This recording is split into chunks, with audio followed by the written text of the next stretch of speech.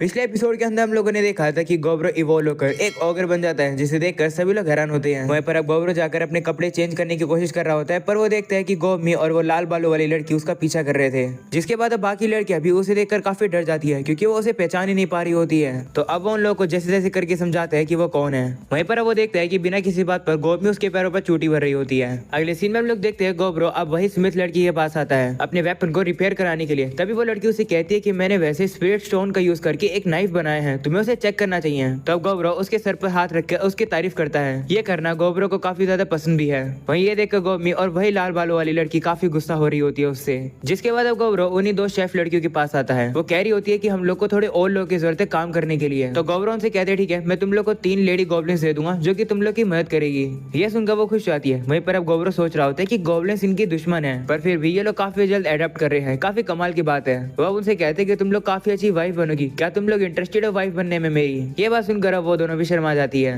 वहीं पर गोमी और वही लड़की को दिखाया जाता है जो कि गोब्रो को मार रही होती है, क्योंकि वो जेलस फील कर रही है। जिसके बाद अब अगले सीन में वही अल्केमिस्ट को दिखाया जाता है। गोब्रो उसके पास आते हैं और कहते हैं कि तुमने तो ये पॉइजन बना रखा है, पर क्यों? जिस पर वो कहती है कि मैंने ये प्रोटेक्शन के लिए बनाया था, क्योंकि मुझे पहले नहीं पता था कि तुम जैसे गॉब्लिन इतना ज्यादा अच्छा है, तो मैंने इसे यूज नहीं किया। वैसे कहना पड़ेगा कि तुम काफी कमाल के हो चुके हो। यह सुनकर अब गोब्रो उसे उठा लेता है और एक तरीके से वो उसके साथ खेलने लगता है। लेकिन तभी वो नोटिस करता है कि गोमी और वही लड़की वापिस से उससे काफी ज्यादा गुस्सा हो रही होती है। इसकी वजह से गोब्रो को अब उन दोनों को भी गोदी में उठाना पड़ता है। इसके बाद अब गोब्रो सभी लड़कियों के साथ खेलता है और वो काफी थक जाता है। जिसके बाद हम लोग को डे 36 दिखाया जाता है। गोब्रो अच्छे से ट्रेनिंग नहीं कर पा रहे हैं, क्योंकि जो नॉर्मल गोब्लिन्स है वो तो उसके सामने टिक ही नहीं पा रहे हैं, और जो गोब कीची है उसकी भी काफी बुरी हालत हो जाती है। उसका तो आर्मर भी टूटने वाला होता है। गोब्रो को अब बाकी गोब्लिन्स को हील करना पड़ता है, नहीं तो वो गोब्लिन्स मारे जाएंगे। जिसके बाद वो गोब्रो से पूछते हैं कि क्या हुआ, जिस पर वो कहते हैं कुछ नहीं, मैं हंटिंग के लिए जा रहा हूँ। ऐसे बोलने के बाद वो चला जाता है। वहीं पर गोब्रो सोच रहा होता है कि कुछ तो गड़बड़ है। अगले सीन में हम लोग देखते हैं गोमी और होप साथु एक साथ हंटिंग करने के लिए जाते हैं।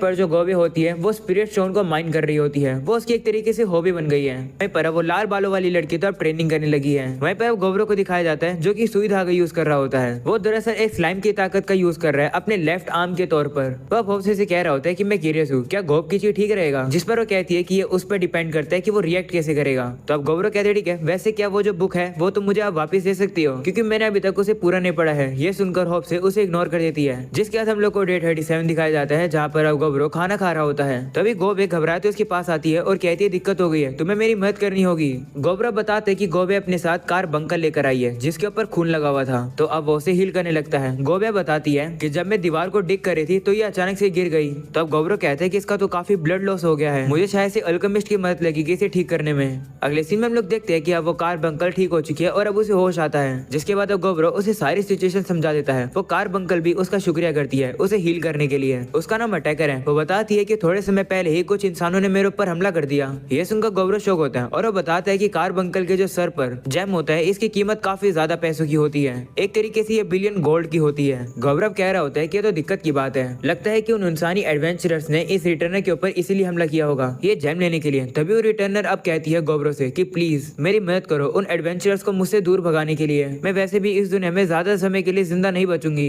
इसे मदद करो। तो अब गोब्रो हम लोग को बताता है कि रिटर्नर जो होती है वो एक आर्टिफिशियल कार बंकल होती है जिसे काफी समय पहले बनाया गया था एक लेजेंडरी मेज के द्वारा जिसका नाम वेलवेट था। और रिटर्नर अपने मास्टर की जो पुरानी ट्रेजरी है उसकी गार्डियन है। और जब इंसानों ने इस रिटर्नर के ऊपर हमला करा तो इसका जो कोर है वो काफी बुरी तरीके से डैमेज हो गया। इसका मतलब ये ज्यादा समय के लिए जिंदा नहीं रहेगी। और जो वेलवेट का खजाना है उसने अपनी पूरी जिंदगी लगाई है उस खजाने को इकट्ठा करने में। उस खजाने में काफी तरीके के लेजेंडरी आइटम्स हैं। रिटर्नर अब कह रही होती है कि मेरे मास्टर को इंसान पसंद नहीं है, वो अपने सारे खजाने को आपको देना चाहेंगे, ना कि उन इंसानों को। इसलिए मदद करो, मैं सारा खजाना आपको दे दूंगी। वो खजाना लेकिन इंसानों के हाथ नहीं लगना चाहिए। ये सुनकर गोब्रो थोड़ा सा सोचता है और वो कहता है कि बाकी सभी लोगों को बुलाओ। जिसके बाद वहाँ पर सभी आ जाते हैं। गोब्रो अब उन लोगों को सारी बातें बता देता है और वो उनसे कहते हैं कि हम लोग खजाने के लिए जा रहे हैं आज। वहीं गोब्रो उसे स्मिथ लड़की से कहते हैं कि क्या वो स्पिरिट स्टोन नाइफ आज तुम्हारे पास है? जिस पर वो कहती है हाँ ये लो ये रहा। ये सुनकर गोब्रो कहते हैं हाँ ये हुई ना बात, खाली हाथ जाने से तो यही बेहतर है। वहीं पर अब ये चाकू देखकर वही लाल बालों वाली लड़की डर जाती है। तो गोब्रो से कहते हैं चिंता मत करो, मैंने डिसाइड नहीं करा है कि मैं उन इंसानों को मारूंगा, मेरा काम बस उन्हें दूर भगाना है। मैं उन्हें समझाने की कोशिश करूंगा, पर अगर वो लोग माने नहीं तो मुझे लड़ाई करनी ही पड़ेगी।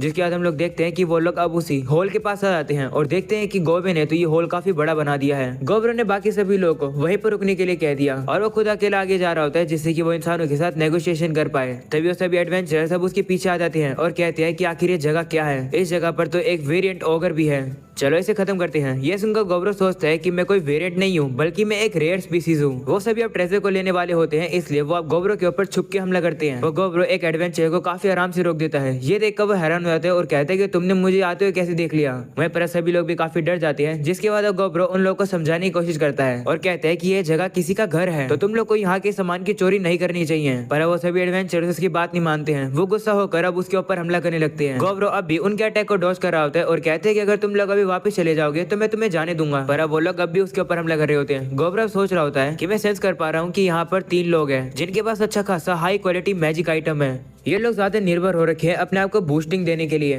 पर इन लोगों ने अपने फंडामेंटल्स पर एफर्ट लगाने की सोची ही नहीं। एक बंदा गौरव के ऊपर हमला करने आता है, पर गौरव को बिल्कुल कुछ नहीं होता है। तब अचानक से एक बंदा गौरव के मुंह पर सीधा बिजली से हमला कर देता है। ये देखकर सभी को लगता है कि गौरव मर गया, पर गौरव को बिल्कुल भी कुछ नहीं होता है और अब वो काफी ज्यादा गुस्सा हो जाता है और कहता है कि मेरा सबर का बांध टूट रहा है। ये देखकर वो लोग हैरान हो जाते हैं और कहते हैं कि इसे कुछ हुआ क्यों नहीं। जिस स्पेल से इसके ऊपर हमला किया था वो तो 3rd लेवल की मैजिक स्पेल थी। तभी गौरव भी अपनी पावर्स का उनके ऊपर यूज करता है और उन लोग का बैलेंस बिगाड़ देता है। गौरव का भी अब पेशेंट टूट चुका है और अब वो सभी लोग के ऊपर हमला करने लगता है। तो बाकी सभी लोग भी वहाँ पर आ जाते हैं और वो उन एडवेंचर्स के ऊपर हमला करने लगते हैं। इसके बाद गौरव उसी नाइफ को बाहर निकालता है और वो उन एडवेंचर्स से कहते हैं कि तुम लोग अब पछताने वाले हो। ऐसा बोलने के बाद अब उन सभी एडवेंचर्स को मार देता है, जिसकी वजह से उसे काफी सारी न्यू एबिलिटीज मिल जाती है। गौरव देखता है कि इन इंसानों के पास काफी कमाल के मैजिक आइटम भी थे, तो गौरव उन सभी आइटम्स को खा लेता है, जिसकी वजह से अब उसे और न्यू एबिलिटीज मिलती है और साथ में उसे आइटम बॉक्स की भी एबिलिटी मिलती है। ये आइटम बॉक्स काफी कमाल की चीज है क्योंकि इसमें गौरव 1200 अलग अलग आइटम्स की 99 कॉपीज को रख सकता है। इस तरीके से गौरव ने रिटर्न से किया हुआ प्रॉमिस पूरा कर दिया है।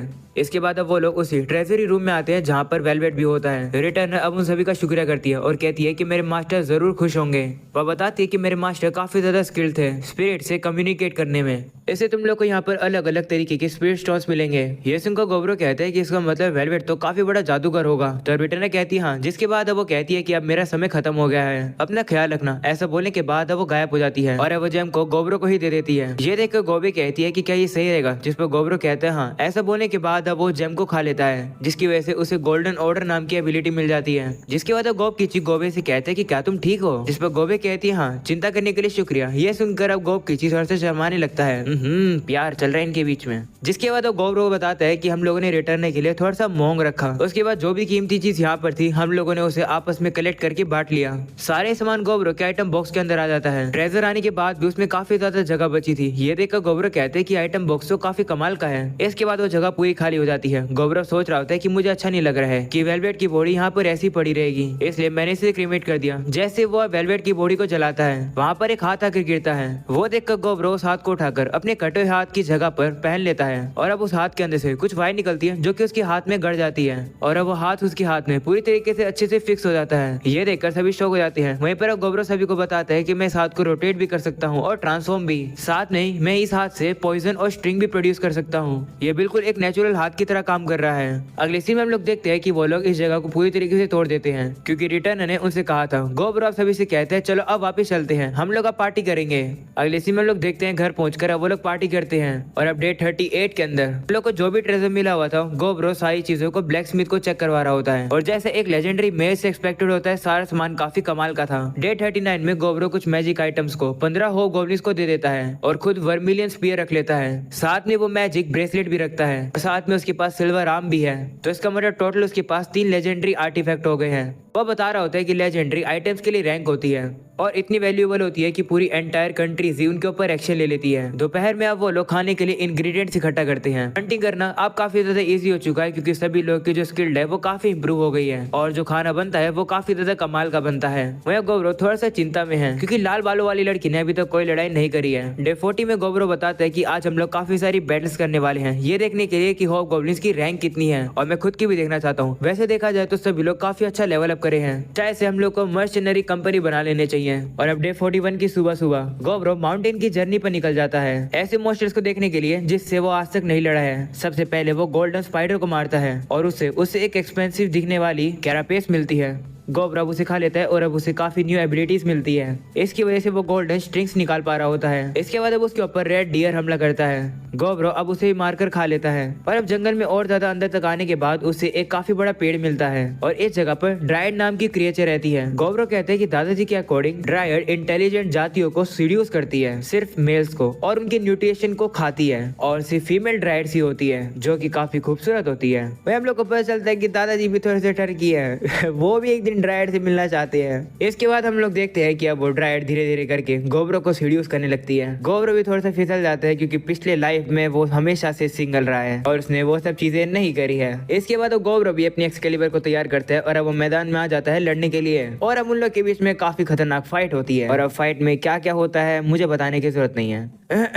एनीवेज नेक्स्ट सीन में हम लोग देखते हैं गौब्रो अब काफी एंजॉय करके वहां से जा रहा होता है। वहीं ड्रायड उससे कहती है कि दोबारा जरूर आना। जिसके बाद अब अगले सीन में हम लोग गौब्रो को देखते हैं जो कि एक हल्की सी वॉक लेने के बाद वाटरफॉल के पास आता है। वह वहां पर अपने पसीनों को साफ करा था लेकिन तभी वहां पर काफी सारे लिजर्ड मैन उसके ऊपर हमला कर देते हैं। तो अब गौब्रो भी काफी आराम से उन सभी को हराता है। इसकी वजह से अब उसे काफी न्यू एबिलिटीज में मिल जाती है। अगले सीन में हम लोग गौब्रो को देखते हैं जो कि अपने उसी सिल्वर आर्म का यूज करके काफी इजीली से एक और मोस्टर को हरा देता है।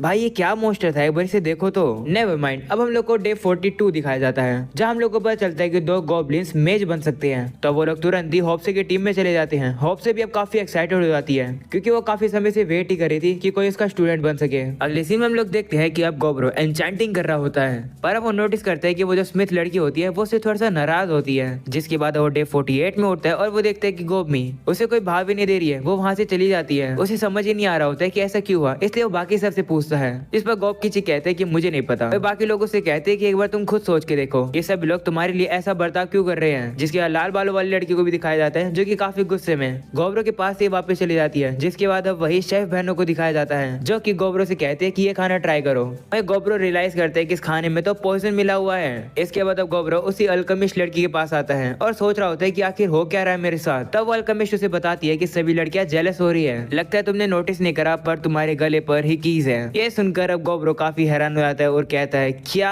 ड्रायड तो कुछ ज्यादा खतरनाक निकली। गौब्रो अभी कीज को छुपाने की कोशिश करता है और वो कहते हैं कि अब समझ आए कि क्या हो रहा है लेकिन अब मुझे क्या करना चाहिए। तभी वो अल्केमिस्ट कहती है कि मैं भी समझ सकती हूँ कि बाकी कैसा फील कर रहे हैं। ऐसा बोलने के बाद वो सीधा आकर उसे किस कर देती है। ये देखकर गौब्रो शॉक हो जाता है। वहीं पर वो लड़की कहती है कि मैं ये फील करती हूँ, तुम क्या कहना चाहोगे, क्या हम लोग आगे बढ़े। ये सुनकर अब गौब्रो थोड़ा सा अपना कंट्रोल खोने लगता है और अब वो भी शुरू होने वाला होता है। लेकिन तभी वो नोटिस करते हैं कि वहाँ पर गोबमी आ जाती है जो कि काफी गुस्से में होती है और कहती है कि मैं ये नहीं होने दूंगी। ऐसा बोलने के बाद वो गौब्रो को आकर गले लगा लेती है और अब वो गौब्रो से कहती है कि मैं ये मेरे बिना नहीं होने दूंगी, मेरे साथ भी ये सब करो। ये सुनकर अब गौब्रो वापस से शौक हो जाता है। तभी बाकी लड़कियां भी वहाँ पर आ जाती हैं और वो गौब्रो से कहती है कि हमें मत अकेला छोड़ो, हमें भी ज्वाइन होने दो।